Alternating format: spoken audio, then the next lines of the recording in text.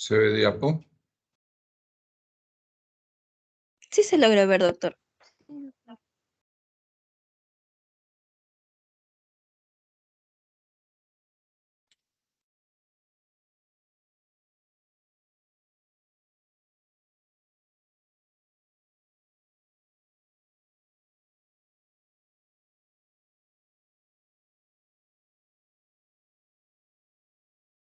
Ok. Se ve la diapositiva entonces. Vamos a hablar de la electrocardiografía. Primero que nada, mil disculpas por lo de ayer. Estaba muy resfriado con la garganta mal. Hoy día aún sigo mal, pero hay que avanzar. Y hay que avanzar porque la próxima semana hay que tomar el examen.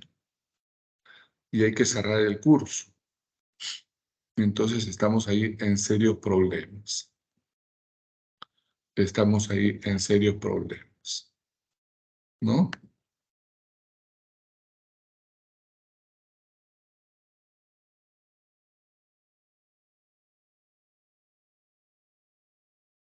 Ok.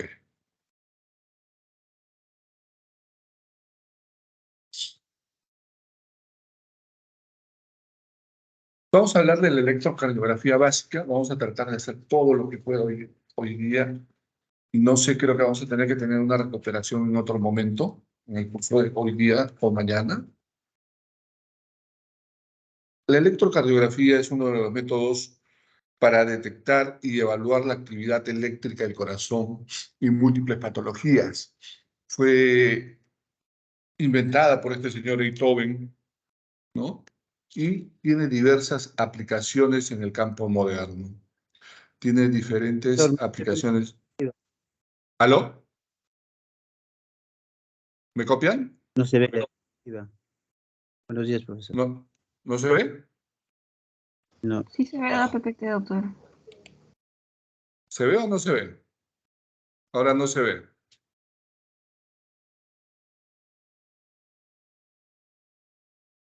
A ver, último intento.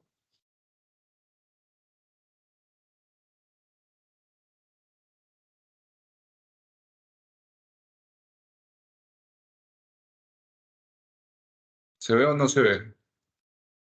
Sí se ve. Ahora Sí se ve, doctor. Sí se observa, doctor. Ok.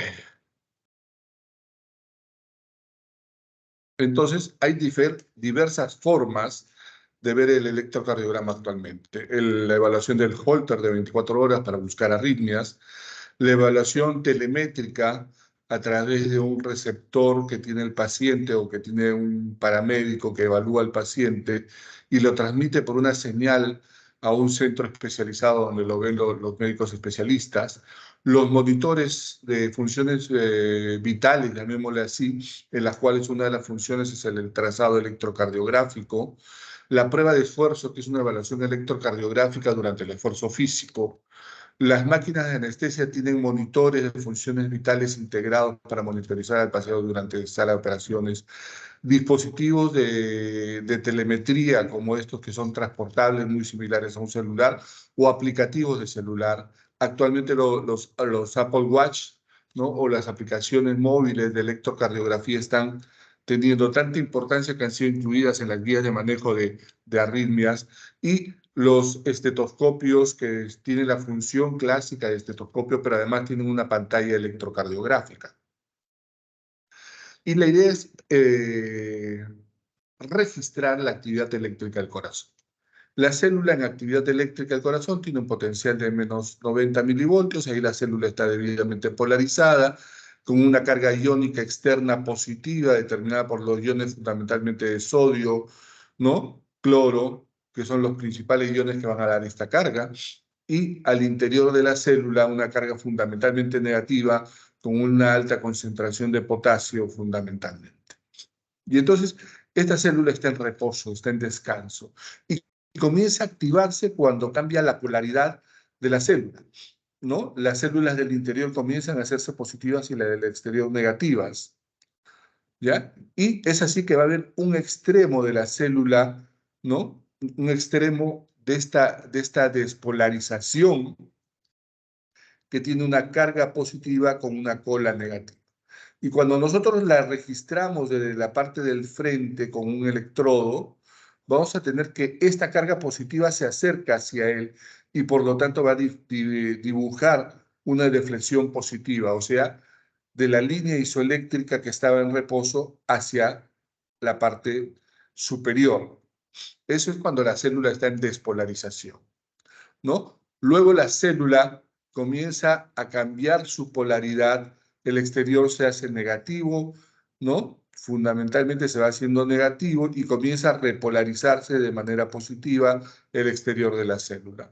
Durante este tiempo, entonces, la célula va a mantener un potencial de reposo, la fase 1 y la fase 2 en meseta, y luego comenzará a repolarizarse.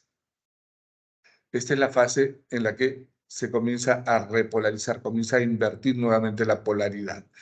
Y esta polaridad va a hacer que el exterior nuevamente se torne positivo y el interior negativo, regresando a su potencial de reposo y estará nuevamente en descanso. ¿Cómo lo vemos esto de manera eléctrica? La secuencia eléctrica del corazón es que primero se activa el nodo sinusal, se activan las paredes auriculares acá en gris y tiene un vector que va de arriba a abajo, de izquierda a derecha y de atrás hacia adelante, porque el nodo sinusal se localiza en la cara posterior de la aurícula derecha.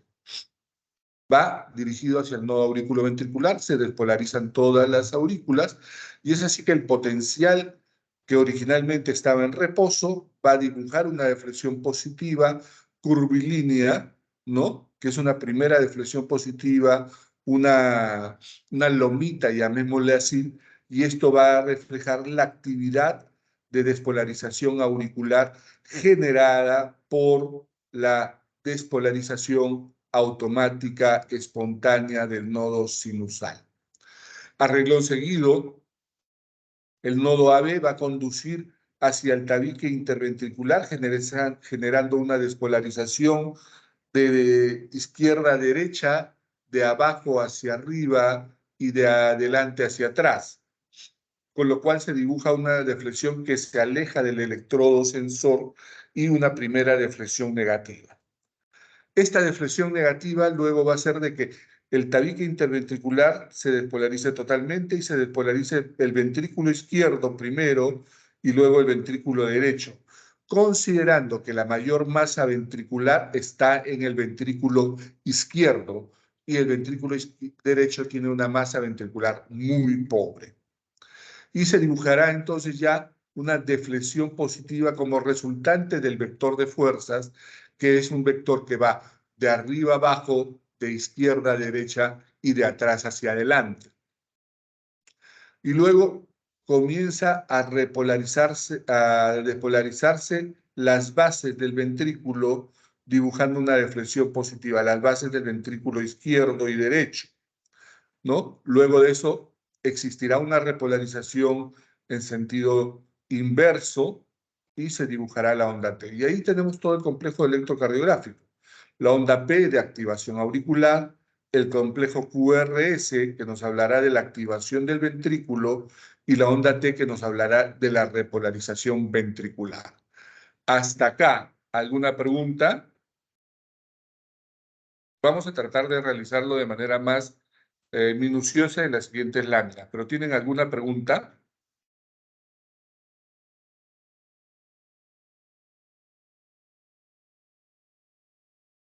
No, No hay claro, pregunta. doctor.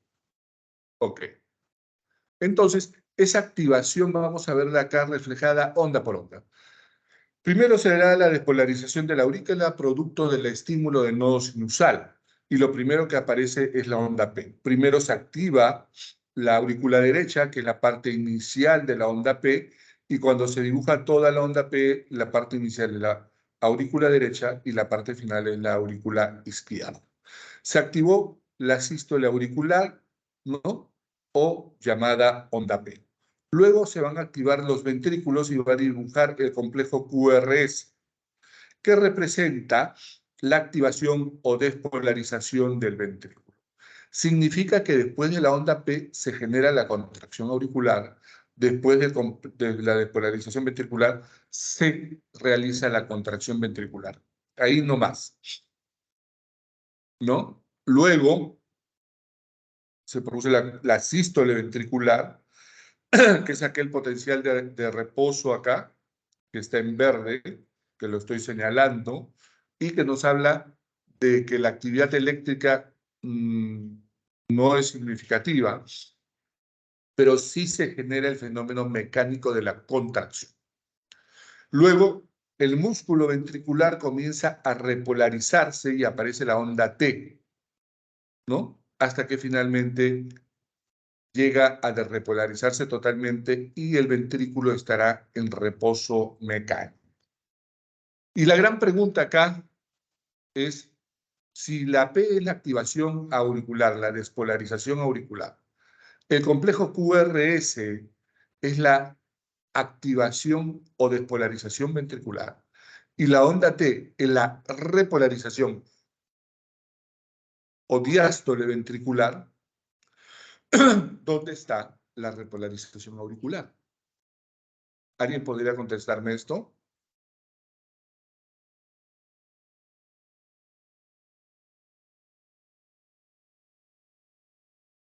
Lo tapa QRS, Doc. Correcto, el QRS tapa la repolarización auricular porque el fenómeno eléctrico es más significativo y más importante. ¿No? Porque el fenómeno eléctrico activo de cambio de iones, ¿no? En una masa muscular importante como la del ventrículo es mayor que la actividad de iones, ¿no? Durante la repolarización en una masa ventricular mucho menor que son las aurículas. Correcto. Y entonces en el electrocardiograma se generan todas estas situaciones. La onda P, que ya la conocemos, actividad auricular. Una primera deflexión negativa, siempre la primera deflexión negativa del complejo QRS se llama onda Q. La deflexión positiva se llama onda R. La segunda deflexión negativa después de la onda R se llama S. Luego se produce la onda T y entre la onda S y la onda T el segmento ST. Además, desde el inicio de la onda P hasta el inicio del complejo QR, el intervalo PQ, que se lo conoce más como intervalo PR. Se lo conoce más como intervalo PR y es porque la onda Q es un fenómeno inconstante, no está en todas las derivaciones ni en todos los electrocardiogramas. Desde que se inicia el complejo QRS hasta que termina la onda T, se produce el intervalo QT. Ahora, fíjense que esto está dibujado sobre unos cuadraditos milimetrados con pequeños cuadraditos más tenues y ondas más marcadas cada 5 cuadraditos por 5 cuadraditos. Cuadrado de 5 por 5. Cada uno de estos equivale a 1 milímetro. Acá está aumentado y magnificado en el esquema. Equivale a 1 milímetro y por lo tanto el cuadrado grande tiene 5 milímetros por 5 milímetros. Y a la velocidad que corre el papel va a equivaler a 0.04 milisegundos. Entonces, esto es lo que ya hemos hablado, ¿no? Y vamos a ver un poquito acá los valores. El valor de la onda P es hasta 0.12 de duración, o sea, 3 cuadraditos de duración. El intervalo PR tiene una duración entre 0.12 y 0.20 milisegundos. El complejo QRS tiene una duración hasta 0.08 milisegundos. El intervalo QT, que es el inicio del complejo Q hasta el final de la onda T, tiene un intervalo de duración de 0.35 a 0.40 milisegundos. ¿Ya? Esto es importante conocerlo porque va a determinar diferentes alteraciones electrocardiográficas. Cuando está por debajo de 0.12 es un llamado síndrome de preexcitación que va a predisponer a un grupo de arritmias. Por encima de 0.20 son los llamados bloqueos auriculoventriculares, cuando es un intervalo fijo, bloqueo auriculoventricular de primer grado. Cuando se prolonga el QRS estaremos hablando de un bloqueo, puede ser de rama derecha o rama izquierda según la morfología. Y cuando hablamos del intervalo QT, estaremos pensando en diferentes alteraciones electrocardiográficas que pueden ser por alteración del sodio, calcio, potasio, por medicamentos antiarrítmicos, por medicamentos antipsicóticos, por medicamentos de la motilidad gastrointestinal que pueden alterar el QT. Pero el QT ya se altera de por sí con la frecuencia cardíaca, es dependiente de frecuencia cardíaca, a diferencia de estas otras dos medidas, del intervalo PR o del complejo QRS. Entonces, les decía que el papel milimetrado tiene 5 milímetros y cada 5 milímetros representa 0.20 segundos. Cada cuadradito de estos tiene, cada milímetro representa 0.04 segundos. Y esto se calcula porque el papel corre a una velocidad de 25 milímetros por segundo. 25 milímetros por segundo. Si nosotros tomamos en 60 segundos son 1500, ¿no es cierto? Y eso nos va a dar este resultado de 0.04 segundos. Muy bien. Al principio del electrocardiograma va a aparecer esto que se llama el estándar. El estándar debe ser un rectángulo perfectamente dibujado de 10 milímetros de alto por 5 milímetros de ancho. Los ángulos deben ser perfectamente rectos.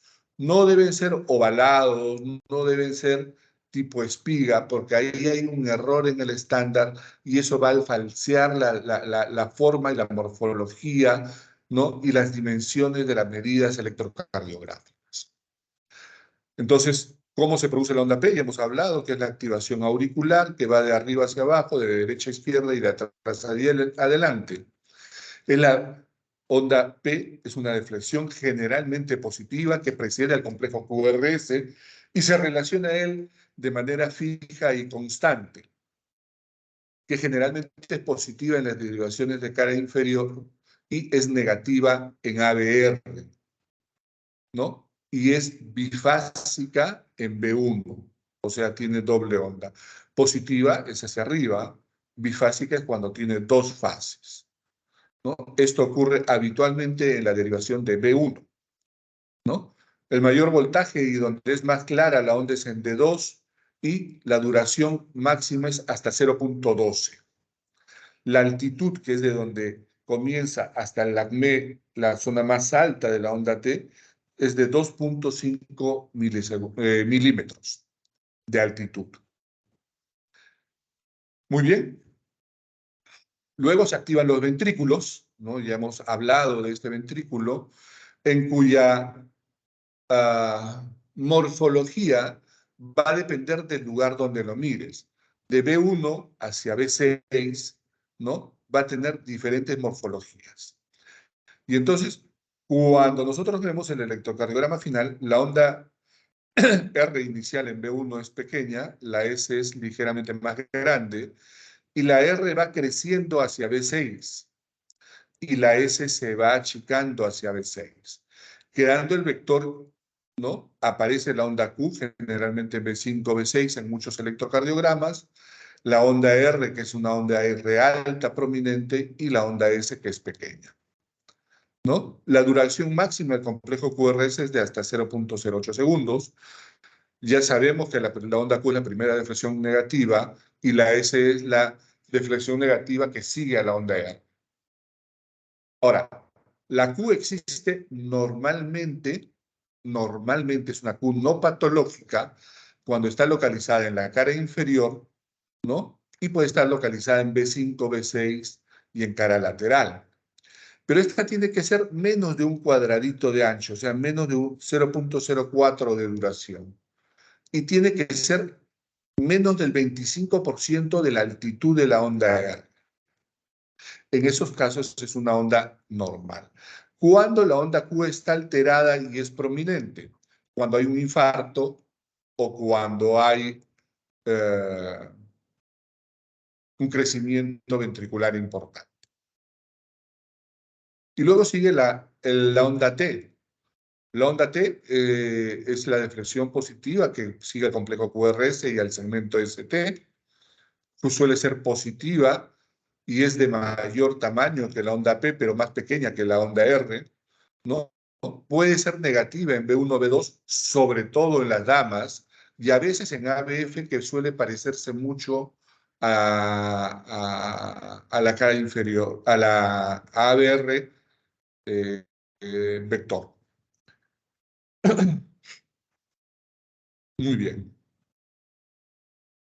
La onda T cambia dependiendo de la frecuencia cardíaca, cambia dependiente de la irrigación sanguínea y de la concentración de los electrolitos.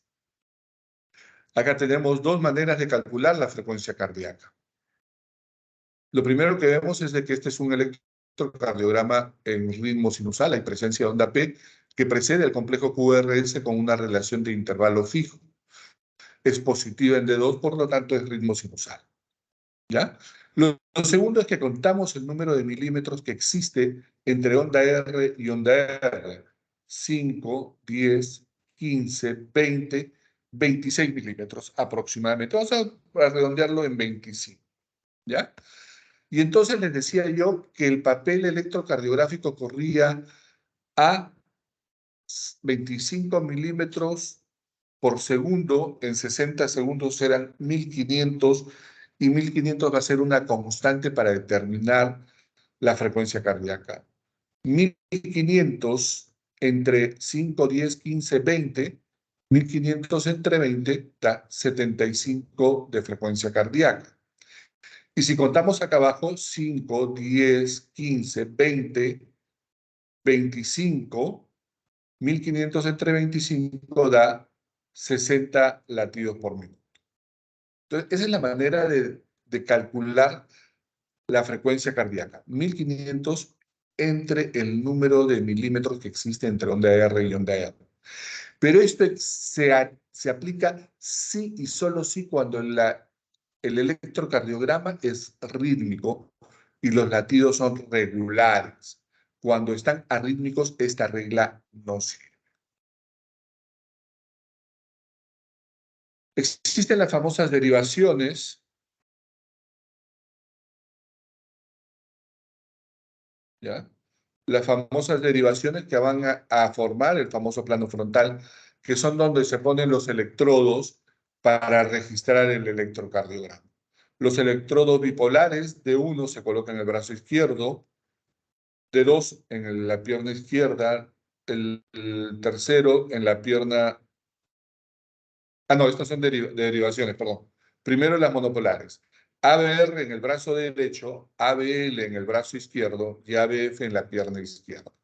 Se coloca uno cuarto en la pierna derecha, pero ese es neutro, eso es lo que se conoce como tierra, ¿no? Y se forman las derivaciones bipolares de la unión entre estos. De uno entre ABL y ABR, de dos entre ABF y ABR, y de 3 entre ABF y ABL. Y entonces esto lo podemos formarlo en un plano frontal para interpretarlo después. Esto es lo que les decía, ¿no? ABR, ABL, ABF. De la unión de ambos se forma la derivación monopolar de uno, de brazo izquierdo con brazo derecho con pierna izquierda, de 2, y brazo izquierdo con pierna izquierda, de 3, ¿no? En las precordiales son derivaciones monopolares ampliadas, ¿no? B1, cuarto espacio intercostal con línea paraesternal izquierda, B2, cuarto espacio intercostal con línea paraesternal derecha, B4 a nivel de quinto espacio intercostal con línea medio clavicular, entre B2 y B4 se coloca B3, y siguiendo el quinto espacio intercostal con la línea axilar anterior B5 y con la axilar media B6. Puede colocarse en todo el contorno del perímetro torácico, pero generalmente trabajamos con esta con hasta B6. Lo primero que se hace en un electrocardiograma es determinar la frecuencia, la ritmicidad de los complejos y luego la morfología de las diferentes ondas P, Q, R, S, T, ¿no? Y los intervalos PR, intervalos QT fundamentalmente. El bypass, esto como remembranza, lo inventa Favaloro, un médico revolucionario argentino, y que es cirugía para reconstruir la irrigación coronaria en la enfermedad aterosclerótica coronaria, ¿no? Vamos a hablar, por lo tanto, de la circulación coronaria. Antes de hablar de la circulación coronaria, estoy corriendo porque estoy atrasado, disculpen. Pregunta sobre electrocardiografía.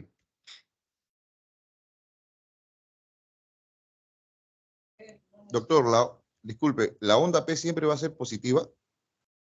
La onda P, como puse en la diapositiva, ¿ya? Y acá la pongo para reforzar, es positiva excepto en ABR, en D3 puede ser positiva o negativa, y en B1 suele ser isodifásica, o sea, tiene una fase positiva y una fase negativa. Por lo tanto, la respuesta para usted, ¿la onda P siempre es positiva? No, no siempre es positiva. Es negativa en ABR y es isodifásica en B1, B2. ¿Alguna otra pregunta?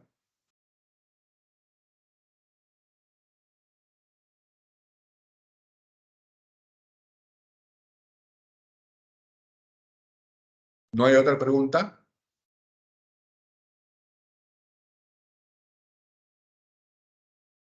Ok, vamos con la circulación coronaria.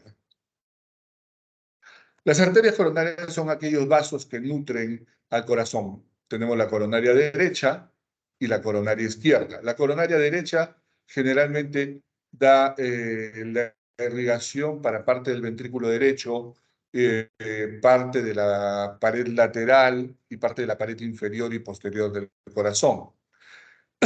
La descendente anterior es la rama más importante, la coronaria izquierda es la rama más importante que va a dar el tronco de la coronaria izquierda, la arteria descendente anterior con sus diagonales, ¿no?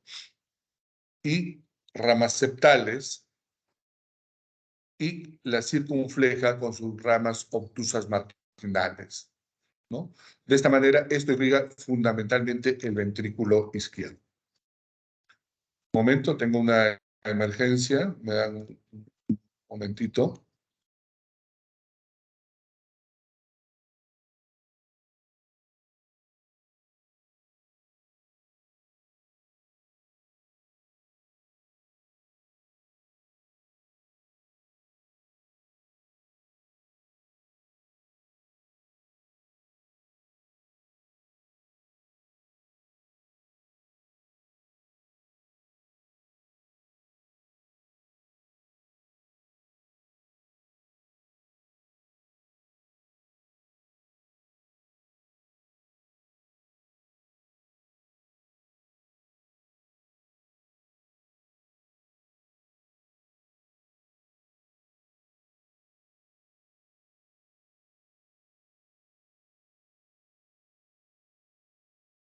Ok. Bueno, la circulación coronaria va a ser la arteria coronaria izquierda que va a irrigar la parte anterior, ¿no? Del ventrículo izquierdo y parte del ventrículo derecho, la arteria coronaria que va a irrigar la mayor parte del ventrículo derecho y la parte posterior del ventrículo izquierdo, luego el seno coronario que va a irrigar parte del ventrículo izquierdo, las venas cardíacas anteriores que van a drenar en el ventrículo derecho y una pequeña cantidad de sangre venosa que se va a ir hacia las cámaras directamente a través de las famosas venas de Tevez.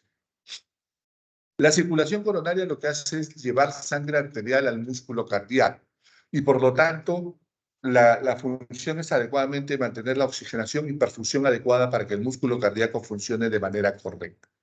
Cuando se produce un desbalance en la circulación coronaria, se produce la famosa isquemia coronaria, cuyo caso más grave es el famoso infarto agudo de miocardio, que puede ser un infarto fatal o no fatal. Y por lo tanto va a tener una balanza en el aporte y demanda de oxígeno, ¿no? Vamos a tener que en el aporte demanda de oxígeno. Por un lado, el aporte está determinado por el estado de dilatación coronaria y el grado de reserva que tiene esta dilatación. Va a estar determinada por la resistencia coronaria, por la presión de la perfusión durante la diástole y por la concentración de oxígeno arterial. Si hay una hipoxemia producto de una anemia, el aporte estará disminuido. El ventrículo izquierdo fundamentalmente se nutre en diástole. Estoy diciendo, el ventrículo izquierdo se nutre fundamentalmente en diástole, el ventrículo derecho en sístole. ¿Ok? Y la resistencia coronaria, que va a estar determinada por el estado de dilatación o contracción de las arterias coronarias. Y la demanda estará determinada por la tensión de la pared, por la frecuencia cardíaca y por la contracción muscular cardíaca, ¿no? Cuando hay mayor contracción muscular, hay mayor trabajo muscular y por lo tanto mayor consumo de oxígeno y de ATP. Mayor frecuencia cardíaca, ¿no? Mayor contracción cardíaca, mayor consumo de oxígeno y de ATP. Y mayor tensión de la pared es cuando está más, se contrae con mayor potencia, estará aumentando el consumo miocárdico de oxígeno. ¿Qué condiciones influencian estas actividades? La estimulación del sistema simpático adrenérgico, las catecolaminas como adrenalina, noradrenalina, dopamina, dobutamina, van a estimular la frecuencia cardíaca y la contracción cardíaca. En cambio, la hipertensión o la insuficiencia aórtica van a actuar directamente aumentando el estrés de la pared, ¿no? Aumentando el estrés de la pared. Cuando predomina la demanda sobre el aporte, se produce la famosa insuficiencia coronaria o isquemia cardíaca. Vamos a tener que el flujo coronario es fásico por el cambio de la presión aórtica. Y vamos a tener que la presión aórtica va disminuyendo hasta un punto en el cual la arteria coronaria va a sobrepasar estas cifras de presión, ¿no? Y va a comenzar a competir con la válvula aórtica, ¿no? En cambio, la coronaria derecha es menos. Y esto durante la contracción auricular. Pero cuando se acaba la contracción auricular, acaba el volumen eyectivo, acaba el máximo momento de presión a nivel del ventrículo izquierdo, la presión comienza a disminuir y la presión coronaria en diástole aumenta, ¿no? Y este es el momento en que el ventrículo izquierdo se nutre.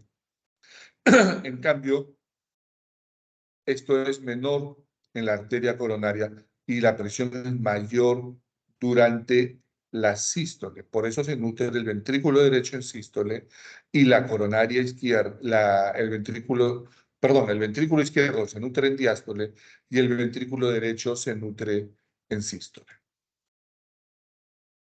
Hay mediadores. Se me comenzó a apagar la voz, creo.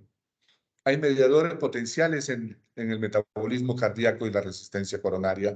La mitocondria, que es una de las principales organelas citoplasmáticas del miocito, va a tener la producción de adenosina a partir de ATP, de adenosina trifosfato, y esta adenosina va a estimular a la miocina y la producción de hiposantina. Hay mediadores potenciales como el oxígeno, el potasio, el calcio y la osmolaridad para determinar el estado y la tonicidad de la arteria coronaria. Pero hay mediadores, pues, que son determinados ya con mayor sensibilidad, especificidad y por lo tanto son los más probables de que determinen el estado de vasodilatación coronaria, ¿no? El óxido nítrico, la adenosina, los nucleótidos, las prostaglandinas, el dióxido de carbono y el pH. Cuando se produce un desequilibrio entre la oferta y la demanda de oxígeno, se produce la isquemia miocárdica. Cuando la isquemia es reversible, tiene pocos segundos, predominan los fenómenos de glucosis anaeróbica, incremento del lactato, acidosis, disminución del ATP y aumento del calcio intracelular. Estos segundos que se produce la isquemia miocárdica, de persistir, se va a producir un problema de contractura aproximadamente a los 20 minutos y luego se producirá un fenómeno de isquemia reversible después de la hora. En la isquemia reversible, el ATP estará significativamente deprimido, el calcio tanto intracelular como mitocondrial estarán severamente incrementados, aumentando la isquemia miocárdica y llevando a la necrosis del miocito. ¿Cómo se expresa esto funcionalmente, la isquemia miocárdica? Primero se dan alteraciones metabólicas, como hemos mencionado, el ATP, etcétera, ¿no? Luego se produce una primera alteración de la función diastólica, o sea, de la relajación del músculo cardíaco. Luego se produce alteración de la función sistólica, o sea, de la contractilidad del músculo, pierde fuerza y potencia para contraerse.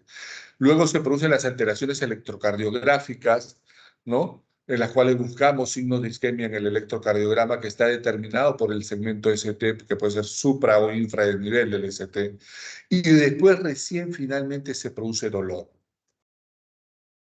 La circulación en general, ya nos olvidamos de la circulación coronaria, vamos a tener que los capilares pulmonares tienen un gran flujo de sangre, llevan a través de las venas la sangre a la aurícula, al ventrículo, y luego pasa a la aorta, y pasará a los capilares sistémicos, y regresa a través del sistema de venas a la cava, aurícula derecha, ventrículo derecho, y a través de la arteria pulmonar va nuevamente a oxigenarse hacia los pulmones. Esto lo conocen y es un circuito cerrado, ¿no? Si nosotros comparamos, todos tienen un endotelio igual, no hay diferencias entre los endotelios de las arterias grandes y pequeñas y entre las venas grandes y pequeñas. Fundamentalmente el endotelio es el mismo.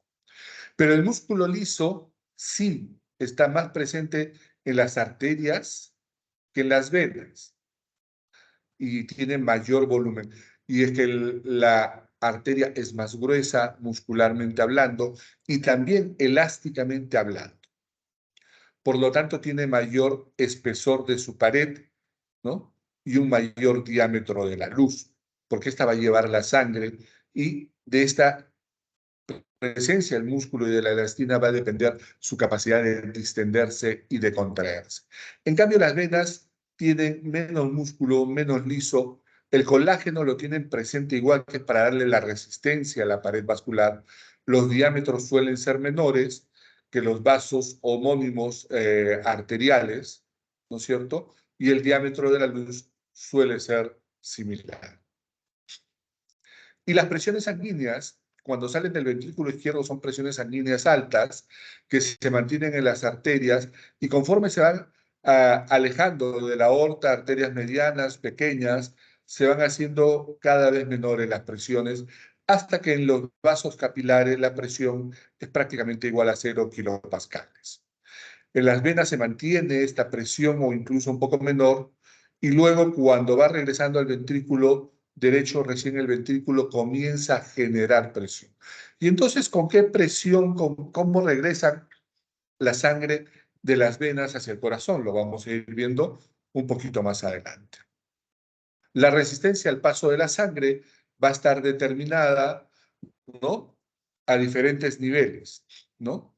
Siendo una resistencia del 15% a nivel cerebral, del 30% a nivel del vaso y vasculatura intraabdominal, ¿no? 20% a nivel riñón, 15% a nivel 15% a nivel musculoesquelético y 10% a nivel pulmonar, de piel, perdón. Cerebro y corazón solamente el 5% de resistencia al paso de la sangre. Y en cambio, cuando pasa por nivel pulmonar para producir el intercambio, es el 100% de la resistencia al paso de la sangre para tener una oxigenación adecuada. Los cambios de la velocidad de la sangre a lo largo del territorio vascular van a cambiar, ¿no? El área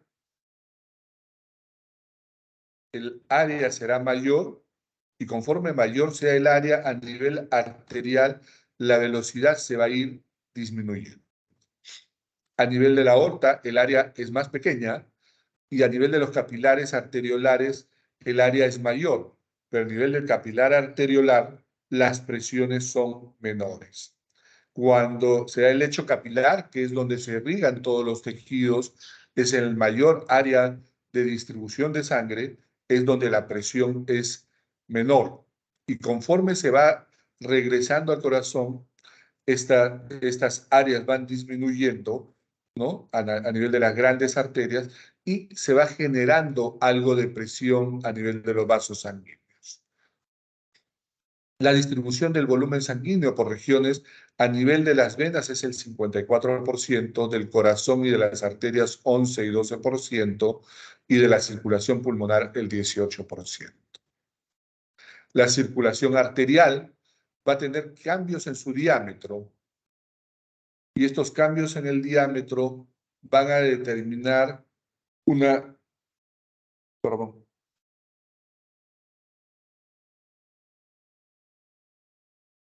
Cuando se aplica, ¿no?, sobre esta arteria, va a perder diámetro, o sea, se va a contraer, y esto va a hacer que la norepinefrina, ¿no?, cambie los diámetros arteriolares, ¿ya?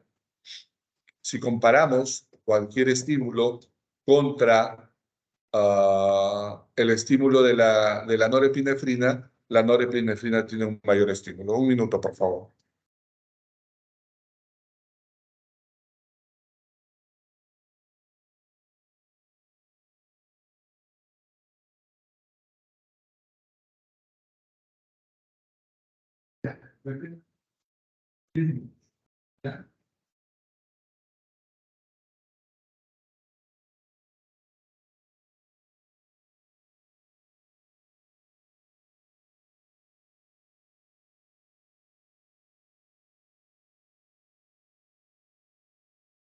¿Se copia nuevamente? Sí, doctor. Ok, entonces el diámetro arteriolar por acción de la norepinefrina se va a contraer de manera más intensa que cualquier otro estímulo probable vasoconstrictor a nivel de la fibra arteriolar. Tenemos que a nivel de la aorta va cambiando la presión y va haciéndose más amplia hacia las arterias más periféricas, como una arteria femoral o arterias de mediano calibre, ¿no? Y también la morfología difásica de la arteria aorta, ¿no?, va a ir cambiando y va a ser más bien más parecida a una morfología monofásica a nivel más periférico en arterias de menor diámetro. La presión diferencial, o sea, la diferencia entre la presión sistólica y diastólica que se produce, ¿no es cierto?, como por consecuencia del volumen sistólico minuto, por ejemplo, aumenta el latido cardíaco en el ejercicio, esta presión va a cambiar y va a haber una diferencia entre la presión sistólica de reposo y la presión sistólica aumentada. Esta va a ser una diferencia importante. Ahora, cuando nosotros tenemos que la curva del cambio de la presión, cuando mayor volumen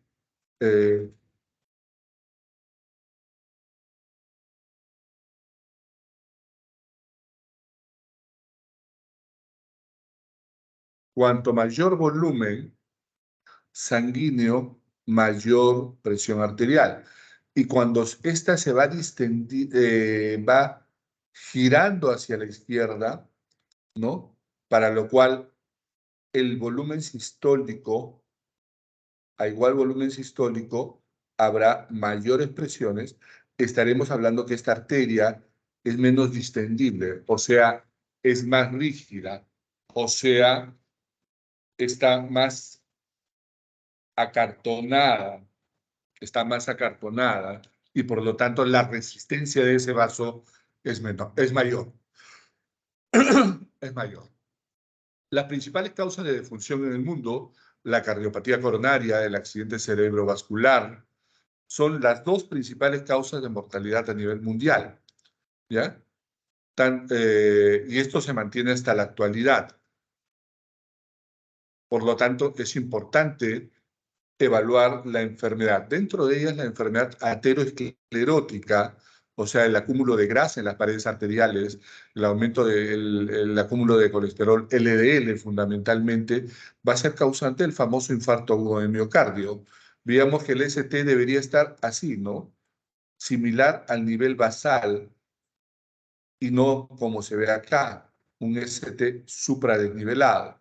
Este es un infarto agudo de miocardio de la cara anterior, que se produce producto del acúmulo de grasa en las arterias, ¿no? Se produce por el acúmulo de grasa en las arterias. Muy bien, jóvenes. Hasta acá. Preguntas.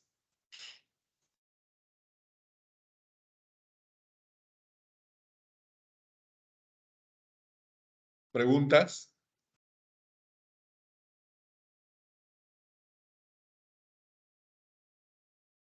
¿No hay preguntas? ¿No hay preguntas, jóvenes? A la 1. ¿No hay preguntas a las 2?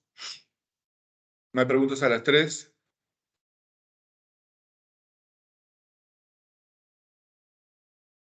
¿Saben que salió el resultado del ENAC, no?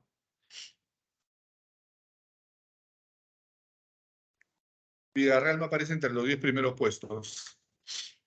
Y recién un villarrealino aparece en el 8º puesto, creo.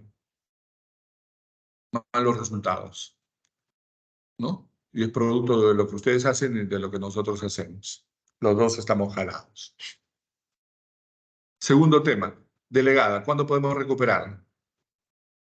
Hoy día en la noche, mañana en la noche, el viernes en la noche.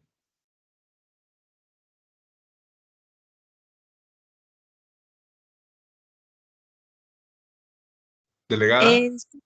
Disculpe, doctor, la delegada está teniendo unos pequeños problemas de conexión. Si se podría comunicar con ella después, ella le va a llamar Ya, para que puedan... entonces coordino con la delegada porque todavía nos faltan varias diapositivas para terminar el capítulo. Entonces necesitamos una fecha para terminar. ¿Ya? Necesitamos una fecha para terminar. Ok, si no hay preguntas, entonces me despido. Chao. Muchas gracias, doctor. Pueden escribir al WhatsApp, ahí mandan al WhatsApp, al chat del salón, mandarme un chat a través del chat del salón, ¿ya? Y hacer preguntas por ahí si gustan. Hasta luego. Gracias, doctor. Gracias.